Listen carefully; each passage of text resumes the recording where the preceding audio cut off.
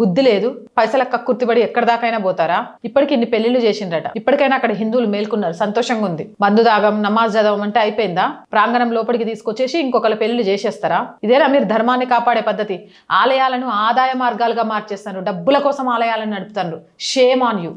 హిమాచల్ ప్రదేశ్ రాజధాని సిమ్లాలోని ప్రసిద్ధ శ్రీరామ మందిర ప్రాంగణంలో ఒక ముస్లిం వివాహ వేడుక నికాహ్ నిర్వహించినందుకు తీసుకున్న నిర్ణయం ఇప్పుడు పెద్ద రాజకీయ సామాజిక వివాదానికి దారితీసింది. ఏప్రిల్ 11న జరగనున్న ఒక ముస్లిం వివాహ రిసెప్షన్ కోసం ఆలయ నిర్వహణ బాధ్యతలు చూస్తున్న సూద్ సభ కమ్యూనిటీ హాల్ ను బుక్ చేసింది. ఈ విషయం తెలుసుకున్న హిందూ సంఘర్ష సమితి, విశ్వ హిందూ పరిషత్ వంటి సంస్థలు దీనిని తీవ్రంగా వ్యతిరేకిస్తున్నాయి. ఆలయ పవిత్రతను కాపాడటంలో కమిటీ విఫలమైందని వారు ఆగ్రహం వ్యక్తం చేస్తున్నారు. వివాదం ముదరడంతో సూద్ సభ అధ్యక్షుడు రాజీవ్ సూద్ స్పందించారు.